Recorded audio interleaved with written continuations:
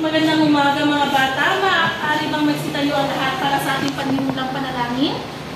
Na pangungunahan ni Ver, sa ngalan ng Ama, ng Anak, ng Espiritu Santo. Amen. Magandang umaga mga bata. Kamusta na kayo? Kumain na ba kayo ng inyong mga agahan? Mabuti. Laging tatandaan na kumain sa tamang oras. Pero bago kayo magsiupo, maaari ko bang tingnan muna inyong mga kamay? Kung ito ba'y malinis, ang inyong mga ID. Kaya mahusay ngayon, maaari na kayong umupo. Bago tayo dumako sa ating bagong aralin, ay nais ko muna itanong sa inyo kung naaalala niyo pa ba ang ating tawag. Ang tawag ito? Alituntunin, mabuti. Pero ano nga alituntunin? Una, itaas ang kanang kamay kung nais sumagot o may nais sabihin sa guro. Pangalawa naman, makinig na mabuti sa sinasabi ng guro. Ang pangatlo, tapusin ang gawain ibinigay ng guro. Ang pang-apat, tumulong sa iyong mga klase sa nangangailangan ng tulong. At ang panghuli, linisin ang iyong lugar kung ito ay o may kalat. Ngayon, bago tayo tumako sa ating panibagong aralin, naaalala niyo pa ba? Teka muna, sino nga ba may lumiban ba sa ating klase ngayon? Mabuti naman at wala lumiban sa klase. Ngayon, sumako na tayo sa kung naaalala niyo pa ba ang ating aral noong nakaraang araw. Naalala niyo pa ba? Sige nga, kung naaalala niyo pa, may papagawa ko sa inyo. Na-scroll muna. Teka lang muna mga bata ha. Teka lang.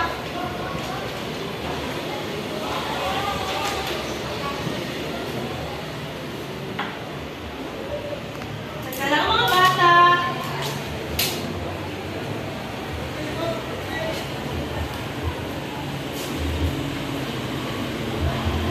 Ngayon.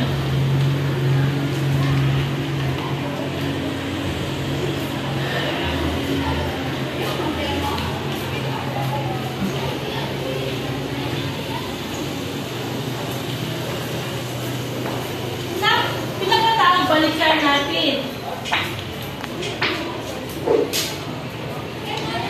Tinutulungan dito ang isang matandang may dalang basket. Anong si Dino? Matulungin? Tamad? Magalang? Malala? Ano? Tingnan ka natin? Tama! Kahusay mga bata!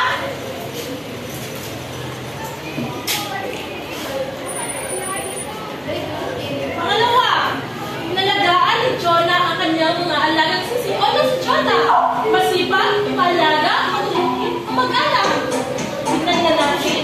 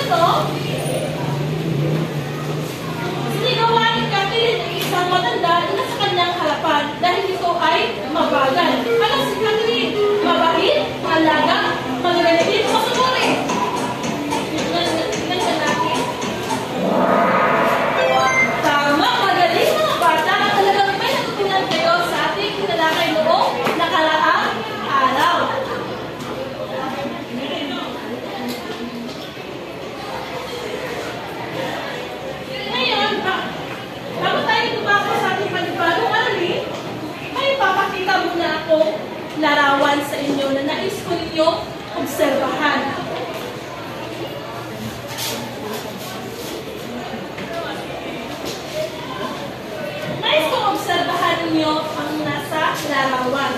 Bibigyan ko kayo ng 2 minuto upang obserbahan ang nasa larawan. Tapos na ba? Ngayon, may mga katanungan ako. Ano ang iyong napansin sa unang larawan at sa ikalawang larawan? Bird! Ay, salamat, bird!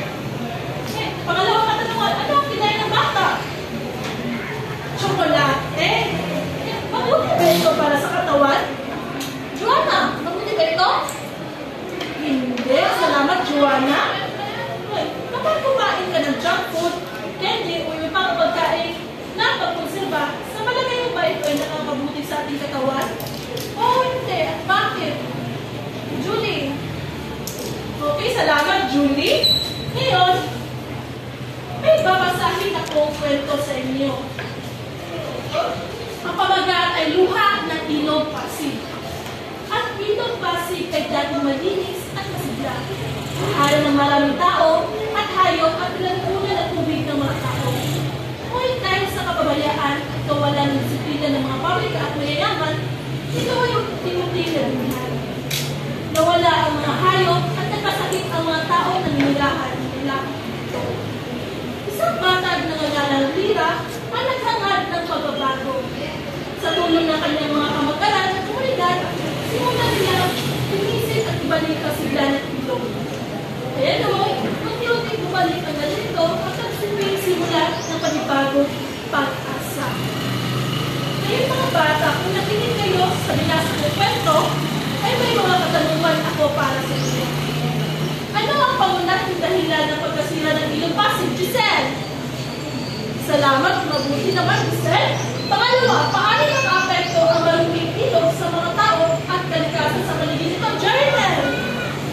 Salamat, Jeremy. Mahal ka na umupo. Pangatlo, ano mga hakbang ang ginawa ni Lira upang makapagdulot ng pagbabago sa kanilang komunidad? Trisha. Salamat, Trisha. Pangapat, ano ang pinapaliwanag ng kwento tungkol sa kahalagahan ng adlasan sa buhay ng tao? Giselle? Salamat, Giselle. At panguli, kung ikaw si Lira, ano pa ang maaari mong gawin upang patuloy na mapangalagaan ang Ilog Pasig? Bert. Salamat, Bert. Salamat, mga bata. Ngayon, meron na pa kayong ideya sa ating bagong talakayin ngayong araw? Tignan nga natin. Pero bago yan, ang tatalakayin natin sa araw na ito ay tungkol sa Ber, maaari mo ba akong tulungan, Ber? Sa pagkinig nito? Teka lang, magkata ha?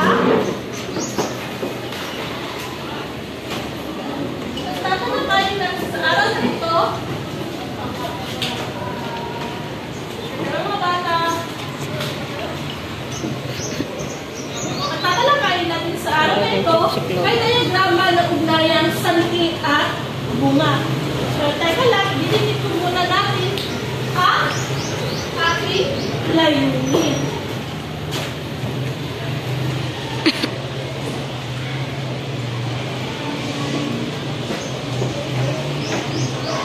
Maaari niyo ba basahin ang unang layunin? Maraming salamat sa pangalawang estado. Maaari niyo ba basahin ang pangalawa? Maraming salamat. Kayong lahat, maaari niyo ba basahin ang pangatlo? Salamat, mga bata. Ngayon, ay magsisimula na tayo. Ano nga ba ang salita bunga?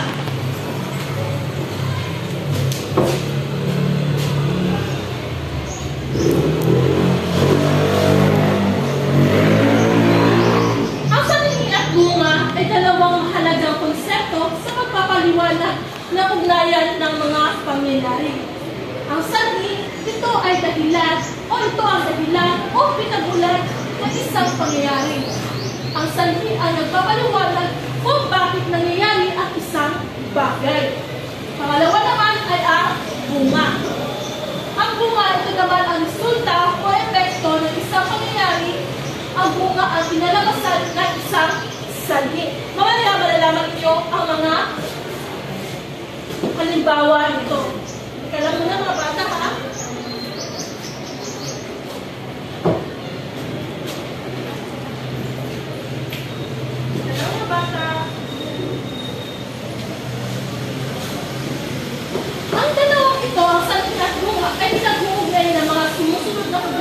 Tulad ng dahil, kung, kaya, kasi, at kapag.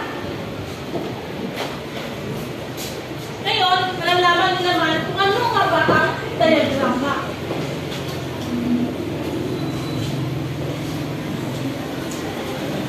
Ang diagrama ay isang representasyon o diagram na nagpapakita ng relasyon, koneksyon, o istruktura ng mga konsepto, bagay o proseso. Katulad ng flowchart, Venn diagram, fishbone, at iba pa. Nalalaman niyo mamaya kung ano ang mga halimbawa nito.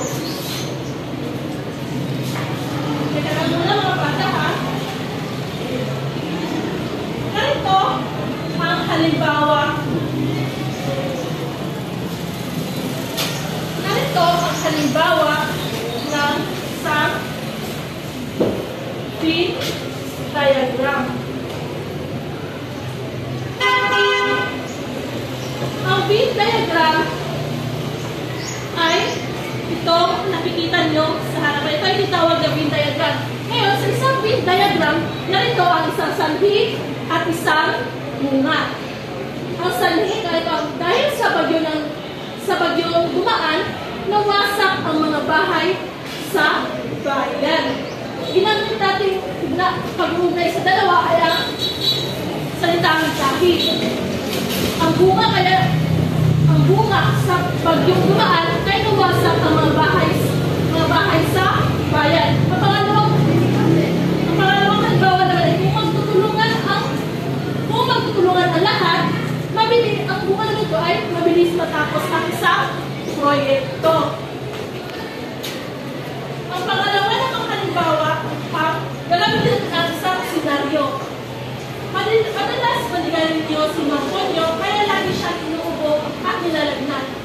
Hinihina ang kanyang immune system at nawawalan na rin ang panlasa ng pagkain. Ito ang tinatawag na leaves diagram. Nakikita niyo naman, narito ang sanhi at narito din ang bunga. Naiintindihan niyo ba mga bata? Sige nga, kung naiintindihan niyo, may ipapagawa ako sa inyong aktibidad.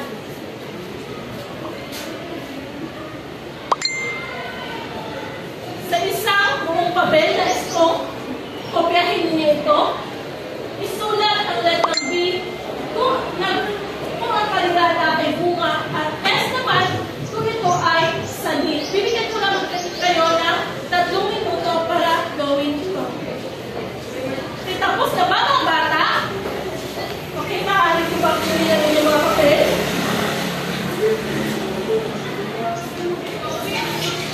Okay, madali. Ngayon, may mga katanungan ako.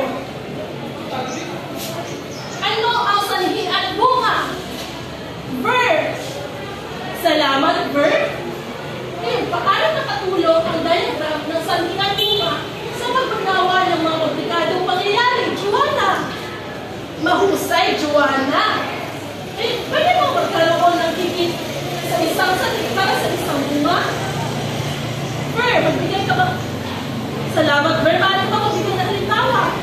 Mabuti.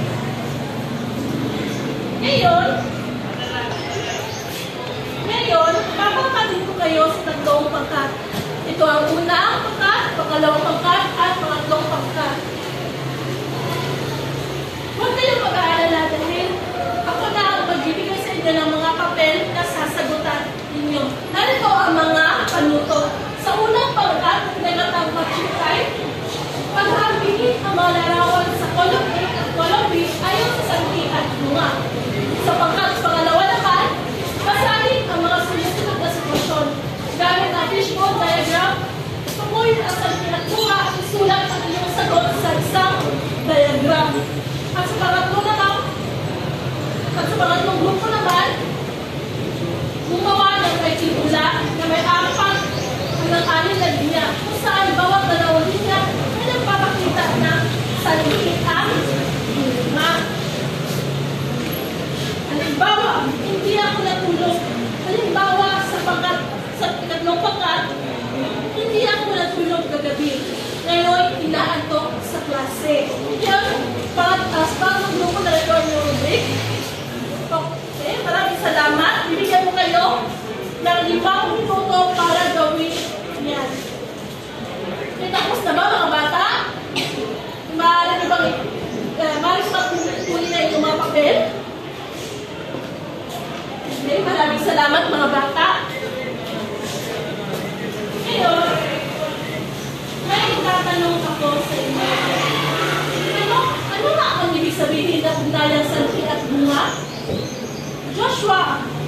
Salamat. Paano mo ipapakita ang ugnayang sandigan bunga? Gamit ang isang diagrama. Jerenel. Salamat, Jerenel. Bakit halaga ang pagtukoy ng sandigan bunga sa mga pangyayari sa ating paligid? Krisha. Salamat, Krisha. Ano ang mga halimbawa ng mga pangyayari sa iyong bahay ang may ugnayang sandigan at bunga? Junita. Salamat, Junina. Yung sa panimang katanungan naman, paano nakakatulong ang paggawa ng diagrama sa mas madaling pag-unawa ng ugnayang sandigan at bunga? Christine. Salamat, Christine. Ngayon, may gagawin kayo ulit na aktibidad sa pinagkataang piling natin. Isulat sa pagdang ang lemang T kung tama ang pinakahayag ng bawat pangusap at M na bayo kung mali. Bibigyan ko kayo ng 5 minuto kung kahit ito sa 10 papel. Tapos na ba mga bata? Maaari mo bang ipasa sa harapan na inyong mga papel? Maraming salamat mga bata. Bago magtapos sa ating aralin, tingnan natin kung nakuha ba natin ang ating layunin. Natutukan na sa linak bunga sa isang sinari ng teksto. Nakuha ba natin? Tama, nakuha natin. Malawa, nakagagawa ng diagrama na nagpapakita ng relasyon na sa linak bunga. Nakuha ba natin? Tama. May mahahayag ang kahalagahan na pag-unawa sa sandigan dito. Totoong buhay, nakuha ba natin? Tama. Ngayon, bago tayo matapos sa ating aralin, may bigyan ako sa inyo isang takdang-aralin. Manood o makinig ng isang balita mula sa TV, radyo o YouTube. Pero bago yan, kailangan muna ng gabay ng inyong mga magulang kung magamit kayo ng mga online. At tukuyin ang pangunahing salit at bunga ng isyong nabanggit. Gumuhit ng graphic organizer na halimbawa ito ang sabihan kung ang sulat ng iyong reaksyon sa mga pangyayari. Kagaya ito halimbawa sa balita, malakas ang ulan sa isang probinsya. Ano ang sabihin ito? Patuloy na pagmulan ng pagbaha. Ang bunga naman, nawala na tirahan ang ilang pamilya. Ano ang reaksyon niyo dito? Halimbawa, nakalungkot na maraming naapektuhan, sana ay matulungan sila. Naiintindihan ba mga bata kung pinahit ito sa inyong kwaderno? Tapos na ba? Kaya,